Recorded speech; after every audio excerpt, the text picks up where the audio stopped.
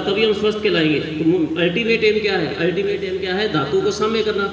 धातु साम्य करने के लिए कैसे करेंगे? जब तक हम परीक्षा नहीं करेंगे, जब तक हम रोगी परीक्षा, रोग परीक्षा, औषधि की परीक्षा, चिकित्सक की परीक्षा, इन सब की परीक्षाएं करके हम अपने कार्य में नहीं लगेंगे, तब तक हम क्या है, सत्य की खोज नहीं कर सकते। सत्य मतलब जिस चीज़ को हम प्राप्त करना चाहते हैं, हमारा अल्टीमेट एम क्या है, what is the true knowledge, हम किस चीज़ को प्राप्त करना चाह रहे हैं, उसकी तरफ नहीं जा सकते। तो यदि हमें सत्य की खोज करनी है तो उसके लिए हमें परीक्षाओं को पढ़ना पड़ेगा, प्रमाणों पे जाना पड़ेगा, और जब उनको जाने के बाद ही क्या है, हम धातु साम्य कर सकते हैं। तो धातु साम्य जो है वो हमारे तंत्र का क्या है, प्रयोजन है। इसलिए नेक्स्ट स्लाइड प्लीज। तो परीक्षा का प्रयोजन क्या है? धातु साम्य करना। यदि हम धातु साम्य करते हैं तो वही हमारा कार्य है। हमारा कार्य क्या है? धातु साम्य करना। हमारे तंत्र का प्रयोजन क्या है? धातु साम्य करना। उसके लिए क्या है, हमें क्या करना पड़ेगा? परीक्षा। परीक्षाया स्तु खलु प्रयोजन। परीक्षा का प्रयोजन क्या है? प्रतिपत्ति ज्ञान।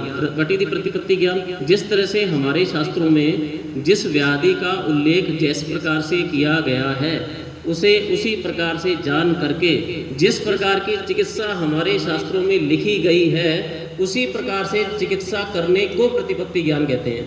यानी कि हमें हमारे शास्त्रों का अध्ययन करना अत्यंत आवश्यक है। हम ये सोचते हैं कि हम बिना शास्त्रों के अध्ययन के शॉर्टकट तरीके से अग्निकर्म सीख लें, जलोका सीख लें, रक्तमोक्षण सीख लेंगे, कर्णवेदन सीख लेंगे, सब चीज़ें सीख करके और डायरेक्ट जो है हम चिकित्सा में लग जाएंगे, तो आप गलत हैं। आप एक अच्छे वैद्य नहीं बन सकते जब तक ये जो आगे संहिताओं के नाम लिख रखे हैं, अथर्ववेद से लेकर के नीचे तक की संहिताओं का आप अक्षरशः अध्ययन कई बार नहीं कर लेते। एक बार करने से भी कुछ नहीं होगा। नेक्स्ट।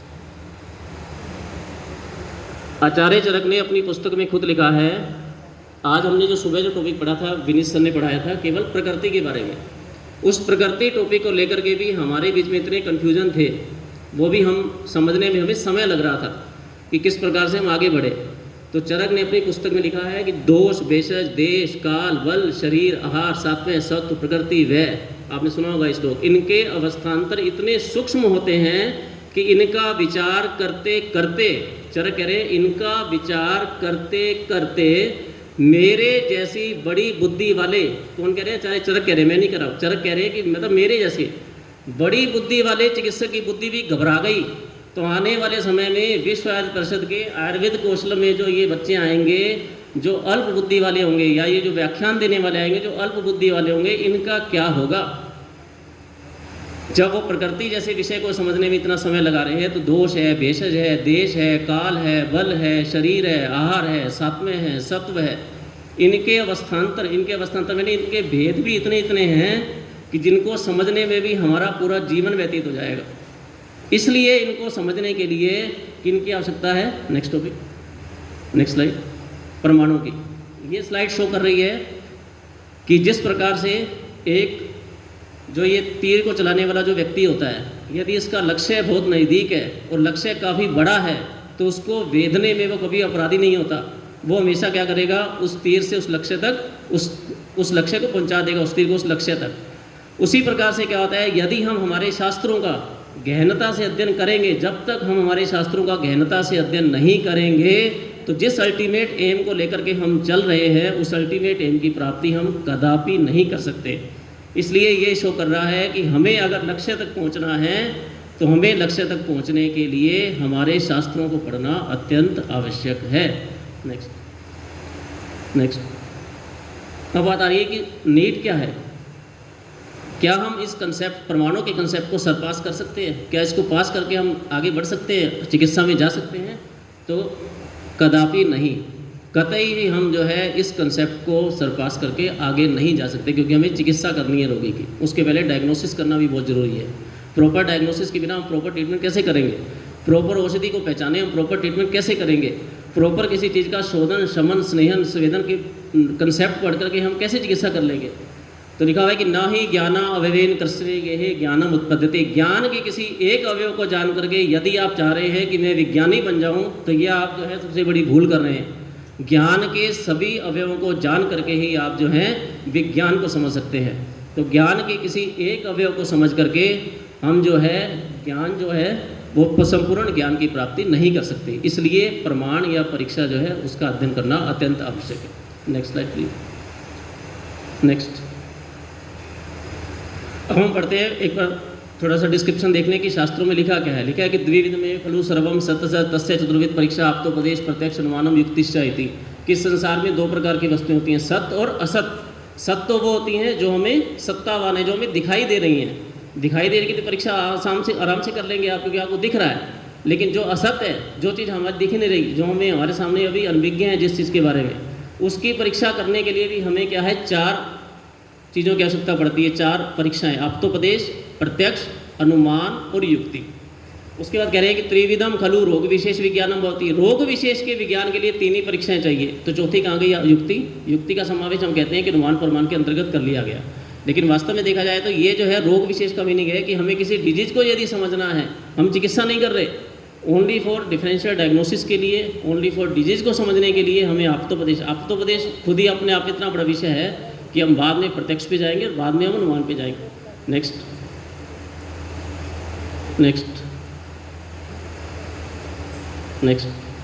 अब सबसे पहला जो प्रमाण है वो हम पढ़ते हैं प्रत्यक्ष प्रमाण। प्रत्यक्ष प्रमाण में हम देखते हैं कि जो स्टूडेंट है सभी पढ़ के आए होंगे कि आत्मेंद्रिय मनोर्थ नाम सन्निकर्षात् प्रवर्तते व्यक्ता तत्व या बुद्धि प्रत्यक्षम सा निरुच्यते। कितनी अच्छा जो कंसेप्ट जिसको हम कहते हैं अरविंद में दिया हुआ है। जब आप दर्शन शास्त्र किसी डेफिनेशन को देखेंगे तो आप उसमें ध्यान से देखिएगा कि जो डेफिनेशन में कहीं पर भी मन नहीं आया और कहीं पर भी आत्मा नहीं आया। इसका मतलब ये है कि चरक जो थे उन्होंने दर्शन शास्त्र का अध्ययन करने के बाद कहीं ना कहीं आत्मा और मन को भी इम्पोर्टेंस दी है। क्योंकि व्यक्ति शारीरिक रूप से स्वस्थ हो सकता है, दिख सकता है, लेकिन हो सकता है व्यक्ति मानसिक रूप से स्वस्थ नहीं है। इसलिए मन को जितनी तवज्जो, जो व्याधियों के अधिष्ठान है वो शरीर के साथ साथ मन भी है। मन का स्वस्थ रहना भी बहुत जरूरी है। इसके अलावा व्यक्ता तदात्वे, व्यक्ता इति डेफिनेटली निश्चयात्मिका, मैंने जो उस समय डेफिनेट जिसको कहते हैं, हाँ ये वही है, हाँ ये वही व्याधि है, यस ये वही डिजीज है, इसको यही हुआ है आप कह दें। और निश्चित तदात्वे मैंने तत्क्षण, उस समय जो ज्ञान हो रहा है आपको, क्योंकि ज्ञान उस समय ही होगा, प्रत्यक्ष होगा, आपको उसी समय होगा। ऐसा नहीं कि आप आधे घंटे बाद कह रहे हैं नहीं उसको तो वो हुआ होगा, तो वो तो आपका अनुमान था। आप तत्क्षण जो ज्ञान करेंगे वो कौन सा ज्ञान है, वो है प्रत्यक्ष। नेक्स्ट, अब हमें लिखा हुआ था कि प्रत्यक्ष प्रमाण के द्वारा हम पढ़ते हैं कि 5 इंद्रियों से हम परीक्षा करते हैं। 5 इंद्रियों में केवल रसना इंद्रिय को छोड़ करके, क्योंकि रसना इंद्रिय के द्वारा जो परीक्षा होती है वो हम प्रश्न पूछ कर करते हैं कि रोगी के मुख का रस कैसा है, जिसमें हम आँख से, नाक से, कान से और स्पर्श करके जो है रोगी से पूछते हैं कि किस प्रकार से जो है आपको डिजीज हुई है। तो सबसे पहला जो है वो है आँख के द्वारा। आँखों से हम जो है परीक्षा देख करके रोगी को बता दें। आप देख होंगे कि अष्टांग हृदय जो है उन्होंने लिखा है रोगी परीक्षा और रोग परीक्षा। उसमें उन्होंने रोगी परीक्षा में लिखा है, रोगी परीक्षा क्या है, दर्शन, स्पर्शन और प्रशन। सबसे नंबर फर्स्ट पे का लिखा है दर्शन परीक्षा में देख करके, यानी कि देखने से ही पता चल जाता है कि व्यक्ति को व्याधि क्या है। देखने से ही हम बता देते हैं कि इसकी प्रकृति क्या है, देखने से ही बता देते हैं कि इसका बल क्या है, देखने से ही जो है ज़्यादातर चीज़ें पता चल जाती हैं व्याधि। जब रोगी हमारी ओपीडी में एंटर करता है, एंटर करते ही अगर चिकित्सक के पास इतना एक्सपीरियंस है तो वो एंटर करते ही रोगी के जो पूरा शरीर देख के बता देता है कि इसको क्या व्याधि है। वहीं से डायग्नोसिस स्टार्ट हो जाता है उसका। तो नंबर पहला क्या है, आंखों के द्वारा कैसे करेंगे, रोगी का वर्ण, कॉम्प्लेक्शन क्या है, संस्थान क्या है, प्रमाण क्या है, छाया आदि को देख करके हम परीक्षा करते हैं। Next slide. इसमें हम क्या करते हैं, colour, shape, measurement and complexion, natural and unnatural changes क्या आ रहे हैं बॉडी के अंदर फिजिकल अपीयरेंस में, उसको जो परीक्षा होती है वो हम करते हैं देख करके हमारी चक्षु इंद्रिय की सहायता से। जैसे नेक्स्ट, हमें थोड़ा सा इंटरेस्टिंग बनाने के लिए, समझने के लिए मॉडर्न के विषय मुझे इसलिए जोड़ने पड़े क्योंकि हमें जब तक मॉडर्न की बात समझ नहीं आती है तब तक हम आयुर्वेद को एक्सेप्ट भी नहीं करते। तो पहले इसलिए मैं थोड़ा सा मॉडर्न का जोड़ के लाया हूँ कि हम देखें कि कैसे। जैसे देखिए येलो डिस्कलरेशन होता है तो हम तुरंत पेशेंट को देखते हैं और देखते कह देते हैं इसको जॉन्डिस हो सकता है। आजकल वो बात अलग है कि हम काफ़ी तरह के कमाई के तरीके आ गए तो हम लेबोरेटरी इन्वेस्टिगेशन भी करवा लेते हैं, लेकिन जो अच्छा फिजिशियन होता है वो देख के बता देता है कि जॉन्डिस का पेशेंट है। ऐसी नेक्स्ट, पेलर ऑफ स्किन हो गया, एनीमिया हो गया। नेक्स्ट, ऐसे ही हाइपोपिगमेंटेड हो गया तो शीतर हो गया जिसको हम आयुर्वेद कहते हैं, विटिलिगो हो गया। नेक्स्ट, ऐसे ही अगर अल्नर डेविएशन है तो हम कहते हैं कि रूमेटॉइड आर्थराइटिस का पेशेंट है। देख करके बता दिया, कुछ नहीं किया हमने, सिर्फ देखा। ये किससे आया हमें, ये ज्ञान हमें किससे आया, ये ज्ञान आया हमें शास्त्रों को पढ़ने से। बिना शास्त्रों को पढ़ने से ये ज्ञान नहीं आएगा जब तक आप शास्त्रों को पढ़ेंगे नहीं। नेक्स्ट, ऐसे फेशियल पैरालिसिस में अलग सिम्टम दिख जाते हैं कि फेशियल पैरालिसिस का पेशेंट है। नेक्स्ट, ऐसे क्लेफ्ट पैलेट, ऐसी एसाइटिस में इवर्टेड एम्पिकस। नेक्स्ट, ऐसी एक्रोमेगेली में क्या होता है, बॉडी जो शेप होती है उसके अंदर चेंज आ जाते हैं तो हमें देख के पता चल जाता है कि किस व्याधि का पेशेंट है ये। नेक्स्ट, एलिफेंटियासिस में भी देखते ही पता चल जाता है। नेक्स्ट, ऐसे माइक्रोसिफेली, ऐसे हाइड्रोसिफेलस सब। नेक्स्ट, ऐसे ही कॉम्प्लेक्शन, बॉडी का जो कलर होता है, बॉडी का जो कॉम्प्लेक्शन होता है उसमें चेंज कैसे आता है। डायबिटीज़ का रोगी और ट्यूबरक्लोसिस, उसमें क्या होता है, कलर परिवर्तित होना शुरू हो जाता है। रोगी का जो प्राकृतिक जो वर्ण होता है जिसको हम बोलते हैं, जिसको हम प्रभा छाया से भी कोरिलेट करते हैं, उसमें क्या होता है, चेंज आनी शुरू हो जाती है। नेक्स्ट, अब देखिए आयुर्वेद की ब्यूटी देखिए आप, ये है आयुर्वेद की ब्यूटी। आयुर्वेद में देखिए, अगर आप शास्त्र को पढ़ेंगे, शास्त्र को पढ़ेंगे हम चीज़ों को समझ नहीं पाएंगे। देखो, अक्षी का अरुण वर्ण किन किन व्याधियों में मिलता है। वातिक उद्र में भी मिलेगा, वातिक गुल्म में भी मिलेगा, वातिक ज्वर में भी मिलेगा, वातिक पांडु में भी मिलेगा। अब आप केवल आँखों से अक्षी के अरुण वर्ण से जो है 4-5 व्याधियों में से फिर आपको आगे चल करके वो डिफरेंशियल डायग्नोसिस और करना है, आपस में कोरिलेशन करके देना कौन सी व्याधि हो सकती है। ऐसे देखिए, आँखों के कितने कलर है। उदुम्बर फल वर्ण हो सकता है, कृष्ण वर्ण हो सकता है, ताम्र वर्ण हो सकता है, नील वर्ण हो सकता है। अलग अलग व्याधियों में अलग अलग जो है सिम्टम्स। खोज देखिए, हम तो साइंस देखिए आप कि उस समय की कितनी बड़ी रिसर्च है ये। मॉडर्न मेडिसिन में तो ऐसे 1-2 ही मिलेंगे आपको, लेकिन आयुर्वेद में ऐसा भंडार है पूरा के पूरा। केवल आँखों का कलर है। अब आगे देखिए, कानों में रक्त वर्ण है, तो यदि कर्ण वेदन करते समय मिथ्या योग हो गया तो जो कान है वो तुरंत रेडिश हो जाएंगे। यदि पैतृक कर्ण रोग है तो उसमें भी क्या, कानों का वर्ण कैसा होगा, रक्त वर्ण होगा। नेक्स्ट, ऐसे ही मुख को देकर के आप बता सकते हैं कौन सी व्याधि है। मुख का यदि अरुण वर्ण है तो वातिक उदर भी हो सकता है, वातिक गुल्म भी हो सकता है और वातिक मुख रोग भी हो सकता है। अब आपको डायग्नोस करना है कि है क्या। ऐसे ही कृष्ण वर्ण है, ताम्र वर्ण है, होंठ में कृष्ण वर्ण हो सकता है, दांतों का नीला रंग है या पीला रंग है। नीला रंग है तो श्यावदंत हो सकता है, दांतों का यदि पीला रंग है तो मंडल विष हो सकता है। ऊपर देखिए, मुख में यदि कृष्ण वर्ण है तो द्रविगर विष का पेशेंट हो सकता है। किस सांप ने काटा है उसको वो क्लैरिफाई कर सकते हैं आप। नेक्स्ट, ऐसे ही देखिए, आँखों में यदि आँखों का रूप विकृत हो गया है तो महाश्वास, इसको सांस लेने में दिक्कत आ रही है। आप केवल अक्षी के विकृत रूप को देकर के डायग्नोस कर सकते हैं कि इसको हो क्या रहा है। ऐसे ही नासिका से कृमि बाहर निकल रहे हैं तो दुष्ट प्रतिशाय हो सकता है, कृमिज शिरह रोग हो सकता है। फिर उन दोनों में आप देखेंगे अलग अलग सिम्टम, जो लक्षण बताए हैं उनसे डायग्नोस करेंगे क्या हो सकता है। तो इनको पढ़ना, शास्त्र को बिना पढ़े हम डायरेक्ट जो है वो चिकित्सा पे नहीं जा सकते। जब हम डिफरेंशियल डायग्नोसिस जब तक नहीं कर नहीं लेंगे एग्जैक्ट की कौन सी व्याधि है। ऐसे ही मुख का देखो, प्रसन्न वर्ण क्या है, अर्धित आकृति जैसा हो रहा है तो उन्माद के पूर्ण रूप आ रहे हैं। ऐसे ही होठ अगर 2 भागों में कट गया तो खंड ओष्ठ, जो पीछे हमने फोटो देखा था अभी मॉडर्न का। ऐसे ही ग्रंथि है तो शतज ओष्ठ को हो सकता है। तो इस तरह से हमें कितना जो है वो अलग अलग तरीके से पढ़ना पड़ता है कि कौन सा कलर मिलेगा, कौन सी व्याधि में किस प्रकार से कलर चेंजेज आते हैं, किस प्रकार से जो है व्याधि में फिजिकल चेंजेज क्या क्या आते हैं। नेक्स्ट, ऐसे ही देखिए उदर में, ये तो सिर्फ एक झलक मात्र है, सिर्फ एक झलक है। ये ग्रंथ जो है पूरा इसके लिए आप देखते हैं भरा पड़ा है। जब हम सर्च करने बैठेंगे तो आपको कम से कम 1000 पेज की बुक बनेगी इसकी, ऐसे निकलेंगे सिम्टम। ऐसे ही उदर में वृद्धि है तो उदावर्त है, रक्तज गुल्म हो सकता है। नाभि में यदि गोकुछ आकृति ऊपर की तरफ है तो बद्दे को उद्यतर होगा, नीचे की तरफ है तो अम्पटते जो है वो शतोदर हो सकता है। ऐसे ही परिवृत नाभि है तो एसाइटिस जलोदर हो सकता है। तो हमें नाभि को देख करके हम व्याधि बता सकते हैं कि कौन सी व्याधि है, नाभि की स्टेज क्या है। नेक्स्ट, ऐसे ही जो है स्किन की सहायता से हम स्पर्श करके हम बता देते हैं कि प्रकृति है या विकृति है। तो प्रकृति और विकृति से जो परीक्षा है वो हम हमारी करते हैं स्पर्श इंद्रिय की सहायता से। इसमें भी क्या होता है, हम देखते हैं कि शीतता है या उष्णता है, स्पर्श गुण बढ़ गया, स्निग्ध गुण बढ़ गया है, रुक्ष गुण बढ़ गया है, खर गुण बढ़ गया, दारुण गुण बढ़ गया। इनको देख करके हम जो है वो हमारे जो है वो स्पर्श इंद्रिय की सहायता से परीक्षा करते हैं। नेक्स्ट,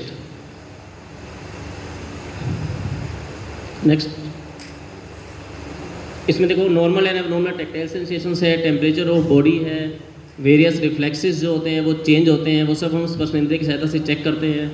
इसके अलावा जो एबनॉर्मल ग्रोथ हो रही है उसका पता लगाना हो, या फ्लूइड थ्रिल जो होती हैं साइटिस में, ऐसे ही एबनॉर्मल जो है फ्लूइड एक्यूमुलेशन हुआ कहीं तो उनकी जो डायग्नोसिस है वो हम हमारे स्पर्श इंद्रिय की सहायता से करते हैं। नेक्स्ट, ऐसे देखिए मॉडर्न में थोड़ा जैसे डायबिटिक न्यूरोपैथी का टेस्ट करना हो, लेप्रोसी में क्या क्या आते हैं, स्पर्श की सहायता से कैसे चेक करते हैं। नेक्स्ट, ऐसे ही गुलियन बेरी सिंड्रोम में क्या मिलता है। नेक्स्ट, ये सिर्फ समझने के लिए, मैं भी आयुर्वेद पे आऊँगा। नेक्स्ट, ऐसी हाइपरथर्मिया किस में होता है, हाइपोथर्मिया किस में होता है, मतलब मॉडर्न साइंस में भी इस तरह के सिम्टम मिलेंगे कि आयुर्वेद में देखिए क्या मिलता है। देखो मोटर न्यूरोनिज्म में क्या है, हाइपोफ्लेक्सिया है या हाइपरफ्लेक्सिया है। नेक्स्ट माइस्थीनिया ग्रेविस में क्या होता है, डिक्रीज मसल टोन हो जाती है, हाइपोटोनिया मिलता है। तो स्पर्श इंद्रिय से पता चलता है कि बच्चे में मसल्स जो है वीक है। नेक्स्ट अब देखिए आयुर्वेद में देखो अंगों में उष्ण स्पर्श मिलता है, तो वहाँ आपको सुनना पड़ेगा ज्वर भी हो सकता है, पित्त वृद्धि भी हो सकती है, आम शोभ भी हो सकता है। जरूरी नहीं कि ज्वर है उष्ण स्पर्श मिल रहा है तो ज्वर ही होगा। तो इसके अलावा खरत्व स्पर्श मिलता है तो चर्म कुष्ठ हो सकता है, किरणकर स्पर्श होगा तो किटिप कुष्ठ होगा। तो किस प्रकार से हम जो है डायग्नोसिस करेंगे स्पर्श कर करके व्याधियों का। तो अलग अलग जो है सिम्टम जिसको हम बोलते हैं लक्षण जो है वो शास्त्रों में वर्णित है। ऐसे ही सिर में संताप है, हिम्स है, उदर में अगर कठिन उदर है तो कफोदर भी हो सकता है, कफज प्लियोदर भी हो सकता है। हाथ पैर कैसे हैं, ठंडे हैं, श्लक्ष्ण हैं, तो कौन कौन सी व्याधियाँ होंगी, कैसे हम डायग्नोस करेंगे। नेक्स्ट ऐसे ही देखो उरु का अलग है, पाद का अलग है, रक्त का अलग है, अस्थि का अलग है, मूत्र का अलग है। तो ऐसे हजारों लक्षण जो है वो मिलते हैं। तो हमें बिना शास्त्र को पढ़े जो है हम समझ नहीं सकते कि कौन सी व्याधि। आयुर्वेदिक यदि डायग्नोसिस यदि भी करना है तो हमें इन चीज़ों को भी देखना होगा। नेक्स्ट अब ऐसे ही जो है ईयर्स हमारी श्रोत्रेंद्रिय की सहायता से अंतरकूजन है, संधि स्फुटन है, अंगुली परमोम, ऐसे स्वर जैसे अभी सर बात कर रहे थे विनीत सर कि स्वर को देख करके हम प्रकृति बता सकते हैं। ऐसे स्वर यदि चेंज होता है तो हम व्याधि भी बता सकते हैं कि इसको कौन सी व्याधि हो रही है। जैसे शास्त्रों में बताया कि अगर हंस है, क्रोच है, नेमी है, ये जो अगर स्वर मिल रहे हैं तो ये प्राकृत स्वर है। इसके अलावा जो है यदि स्वर मिल रहे हैं अव्यक्त है, गदगद है, शाम है, तो ये व्यकृत स्वर है।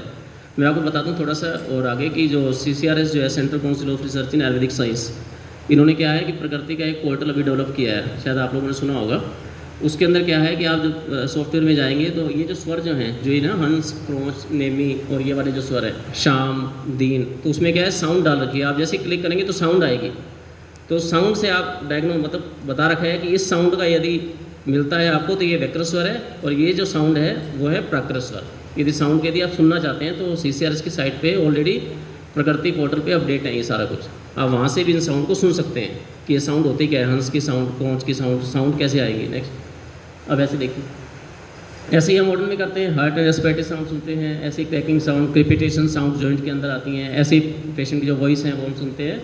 ऐसे ही जो है हिक्का, श्वास का साथी में क्या होता है, नॉर्मल एंड एबनॉर्मल साउंड क्या होती हैं, इनको हम जो है देखते हैं। नेक्स्ट ये कुछ एग्जांपल आपके लिए लाया था कि वेजिंग साउंड जैसे अस्थमा में आती है, क्रिपिटेशंस ट्यूबरकुलोसिस में मिलती है, hoarseness of voice carcinoma larynx में मिलती है, ऐसे ही इंक्रीज बाउल साउंड जो है इंटेस्टाइनल ऑब्स्ट्रक्शन में मिलती है। अब आयुर्वेद में देखिए नेक्स्ट। अब देखिए यदि व्यक्ति दांतों को कटकटा रहा है तो इसका मतलब क्या है, उसको वातिक अश्मरी हो सकती है। जिसको अश्मरी होती है वो क्या करता है, उसको दांत क्या करते हैं ऐसे दर्द होता है जब, तो दांतों को छोटा बच्चा ज़्यादातर करता है, दांतों को कटकटाता है यदि उसको पेन होता है जब, तो उससे क्या होता है हमें पता चलता है कि ये अश्मरी का पेशेंट है। ऐसे ही अंतरायाम और बहिरायाम में भी दांतों में कटकटायन मिलता है, ऐसे शब्द मिलता है। ऐसे ही गले में यदि गुरगुर शब्द आ रहा है कि गुरगुर टाइप का शब्द आ रहा है तो जो होता है हम देखते हैं कि शतज स्वर भेद हो सकता है, इसको इक्का हो सकता है। तो इस प्रकार से जो है साउंड को देख करके जैसे हम पढ़ते होंगे, आपने पढ़ा होगा पारावत इव कूजन, प्रततम कूजनम, प्रततम कंठ कूजनम, सततम कूजनम, इस तरह के जो शब्द हैं वो आपने देखे होंगे, सुने होंगे, मिलते हैं। तो हम ये चीज़ें कब आएंगी व्यवहार में, कब आएंगी, जब हम इस तरह के रोगी देखेंगे। रोगी देख करके हम ऐसे नहीं कि जब बस आवाज़ सुन ली और इसको ये हो सकता है स्टेथोस्कोप लगा के सुन लिया। हमें क्या है माइन्यूटली इसको अध्ययन करना चाहिए कि किस प्रकार का शब्द आ रहा है ये। उनका अध्ययन करने के बाद हमें डायग्नोसिस ईजिली कर सकते हैं कि आयुर्वेद डायग्नोसिस क्या हो सकता है, महाश्वास है कि इक्का श्वास है, इसको ऊर्ध्व श्वास है कि छिन्न श्वास है, शूद्र श्वास है या कौन सा श्वास है, सब हम देख सकते हैं। ऐसे ही जो है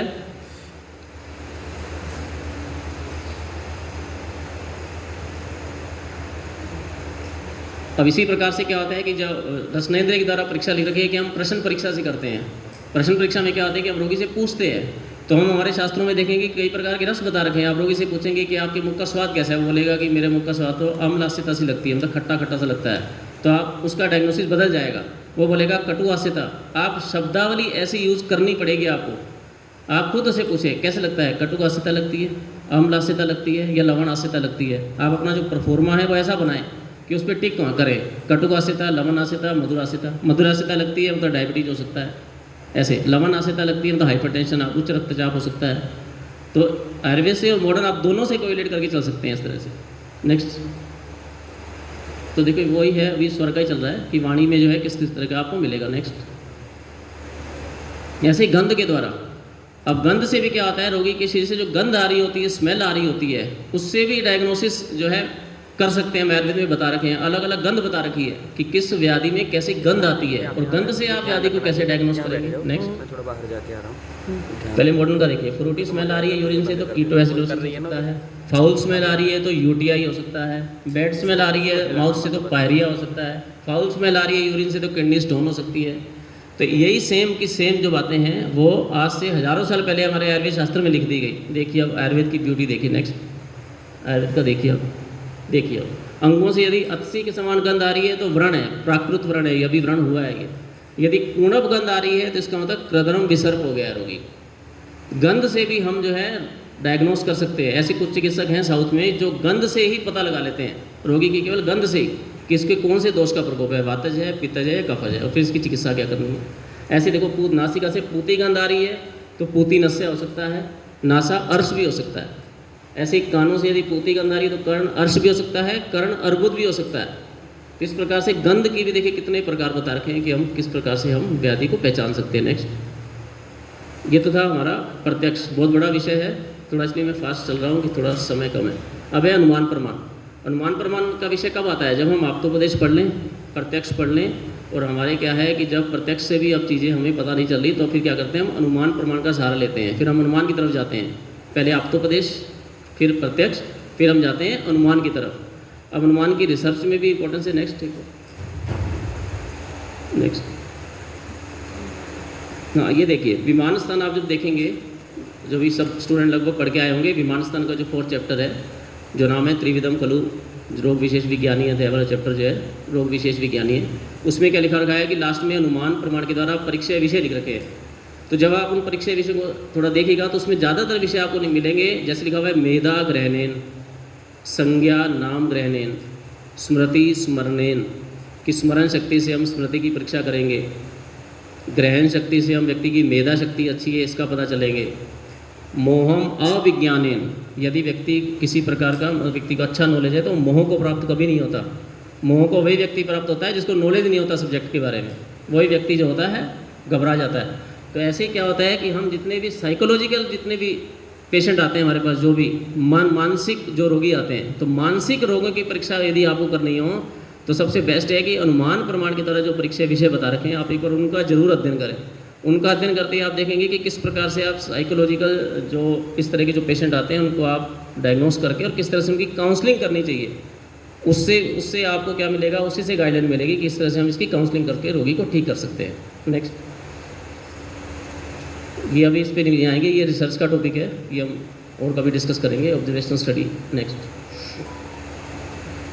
कोहॉर्ट स्टडी, प्रोस्पेक्टिव, ये आपने सुना होगा, रेट्रोस्पेक्टिव एंड क्रॉस सेक्शनल, 3 तरह की स्टडी होती है ये। नेक्स्ट,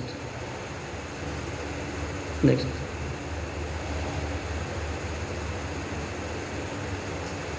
नेक्स्ट,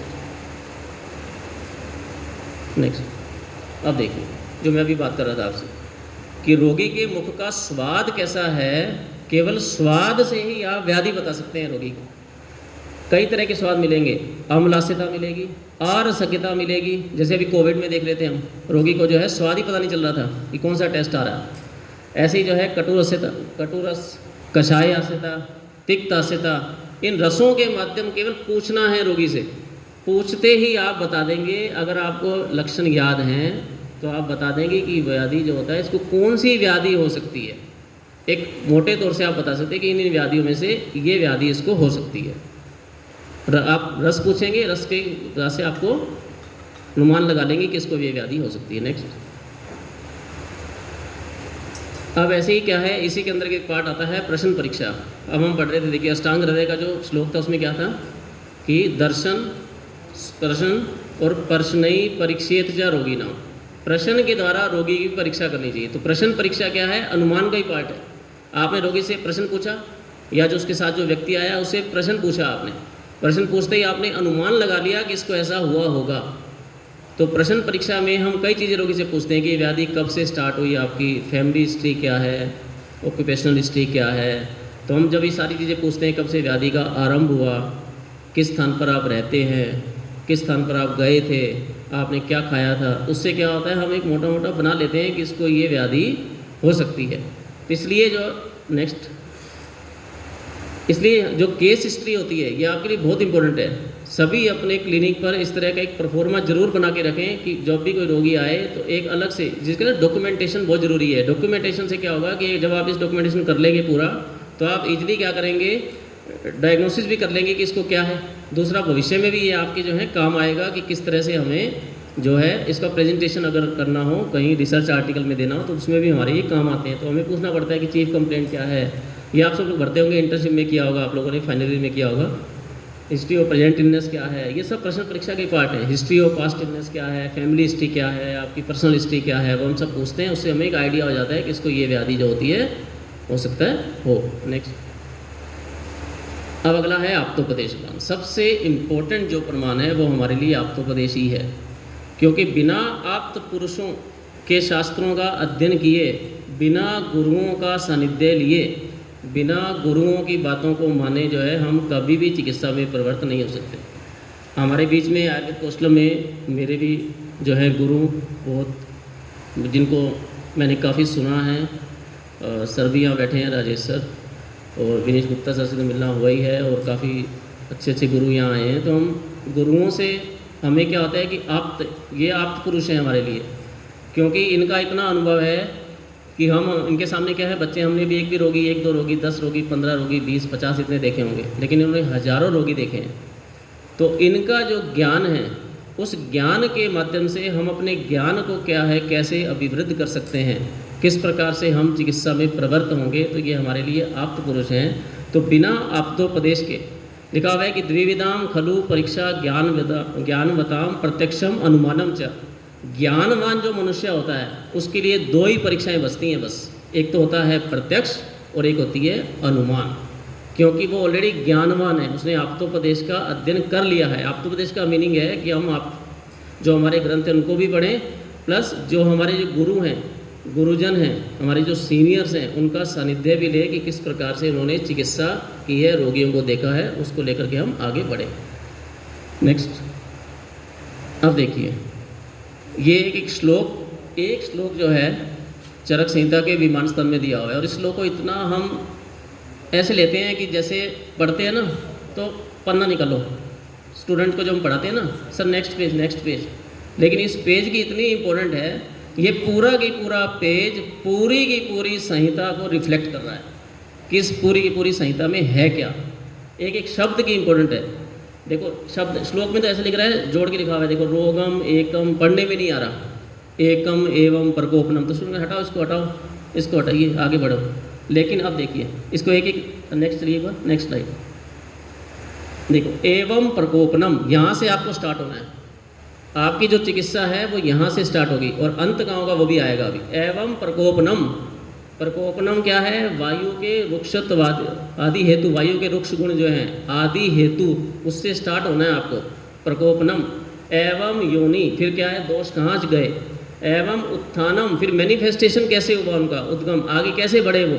नेक्स्ट, एवं आत्मानम, नेचर क्या है डिजीज की। जैसे देखो लिखा हुआ है कि संन्यास व्याधि में शीघ्र चिकित्सा करनी है, यानी कि आपको ये देखना है कि कौन सा इमरजेंसी, कहीं ट्रीटमेंट तो नहीं है, कहीं आप इस तरह का रोगी आ गया जिसको तुरंत उपचार की आवश्यकता थी और आप उसको क्या है लेके बैठे हैं, तो इस तरह की दिक्कत ना हो जाए। आपको तुरंत मतलब इमरजेंसी मैनेजमेंट उसका करना है, तो आपको तुरंत जो है डिसीजन लेना पड़ेगा कि इसको कौन सी मेडिसिन देनी है। एवं अधिष्ठानम, एवं वेदनम, वेदना कैसी हो रही है, तोद हो रहा है, भेद हो रहा है, कितने प्रकार की, लगभग हजारों प्रकार की तो वेदनाएं लिख रखी हैं।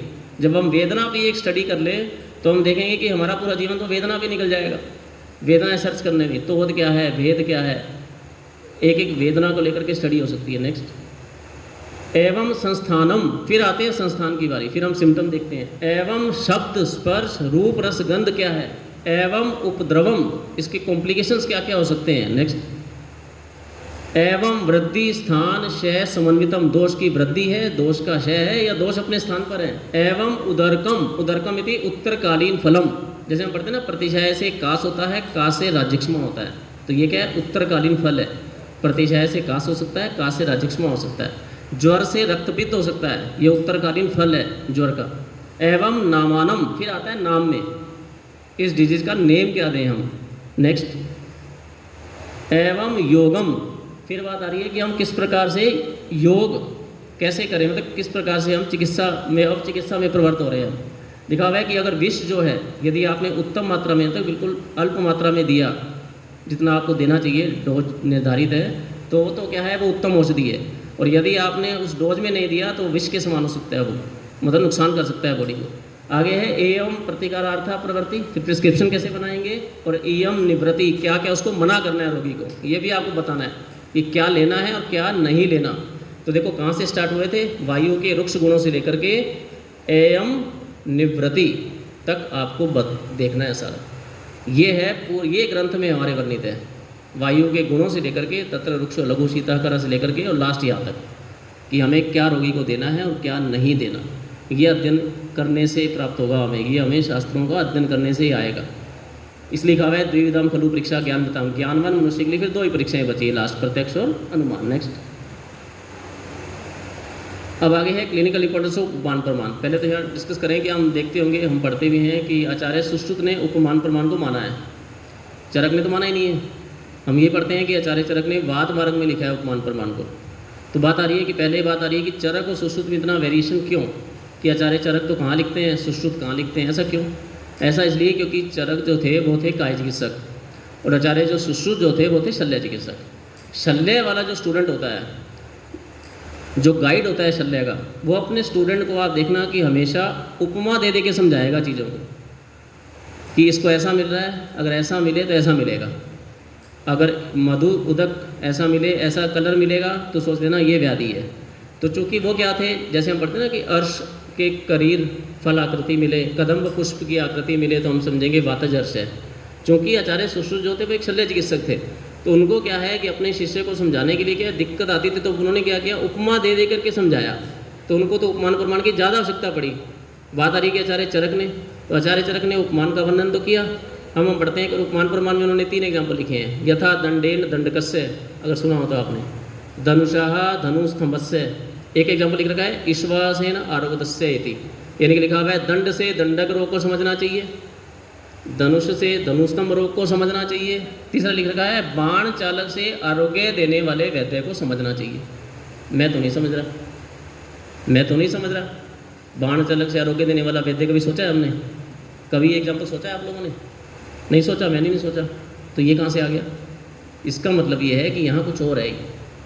यहाँ पर आचार्य चरक उपमान प्रमाण जो है वो यूज़ कर रहे हैं उपमा के संदर्भ में। उपमा बोलते हैं, अलंकारिक शब्दों को भी बोलते हैं। जैसे एक कवि होता है ना, जब कोई कवि कविताएं लिखता है, तो कवि जब कविताएं लिखता है ना, तो वह कविताओं में ऐसे ऐसे शब्द डालता है जो सुनने वाला होता है ना उसको मज़ा आ जाए।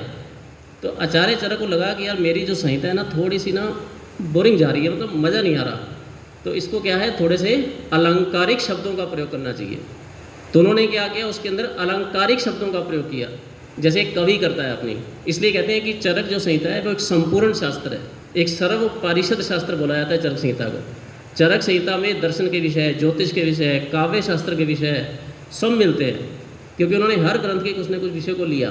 तो उन्होंने उपमान प्रमाण में आप देखेंगे ऐसे ऐसे एग्जाम्पल मिलेंगे, आप पढ़ते होंगे जब, तो ऐसे ऐसे एग्जाम्पल मिलते हैं जो हम कभी सोचते नहीं कि ऐसे भी हो सकता है। वो इसलिए भी दिए गए कि संहिता को थोड़ा सा क्या बनाने के लिए, पढ़ने में इंटरेस्टिंग बनाने के लिए, कि पढ़ने वाले को, श्रोता को इंटरेस्ट भी आए। तो यहाँ कुछ अलंकारिक शब्दों का प्रयोग करने के लिए उन्होंने उपमान का प्रयोग या इस तरह से किया।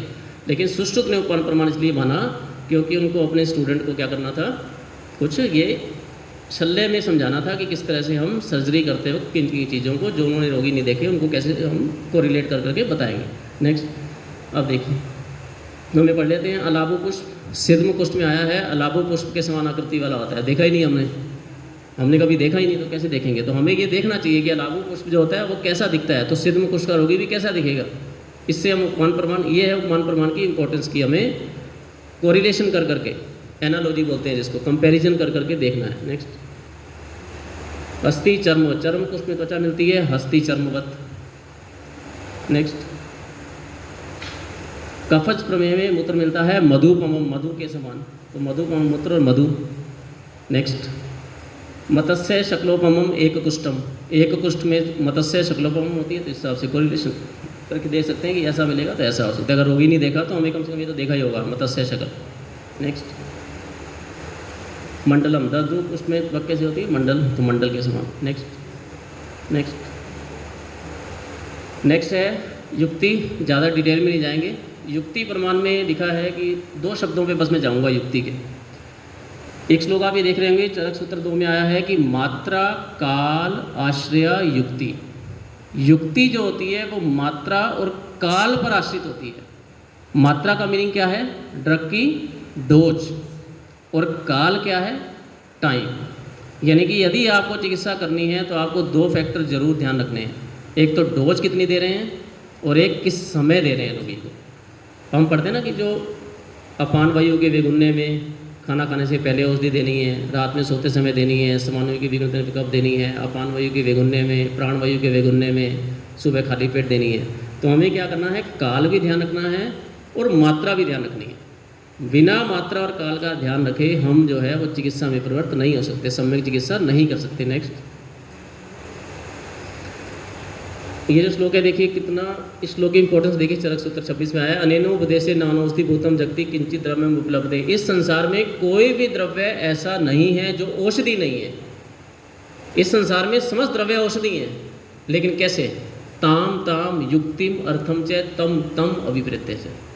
2 बातों का सिर्फ आपको ध्यान रखना है, एक तो युक्ति और एक आपका अर्थ। युक्ति बोलते हैं योजना को, कि आप किस योजना से मेडिसिन दे सकते हैं, और एक अर्थ बोलते हैं प्रयोजन को, कि आपका प्रयोजन क्या है, किस प्रयोजन के लिए दे रहे हैं और किस योजना के अनुसार देंगे। अगर योजना और अर्थ आप तय कर लेंगे तो इस संसार के समस्त द्रव्य क्या हैं, औषधि हैं। नेक्स्ट नेक्स्ट नेक्स्ट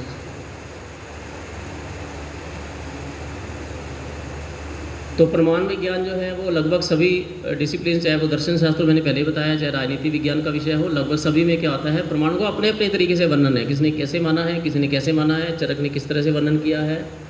तो यहाँ पर मैंने जो भी चीज़ बताया है वो सब जो है वो आगम से वर्जित, यानी कि जो हमारी जो शास्त्रों में लिखा हुआ है उसके अकॉर्डिंग बताया है, उसके अलावा मैंने कुछ भी नहीं बताया। तो इसके लिए जो है मैं आचार्य चरक को और हमारे जितने भी आचार्य हैं उनको सशक्त नमन करता हूँ, प्रणाम करता हूँ, और आप सभी का बहुत बहुत धन्यवाद।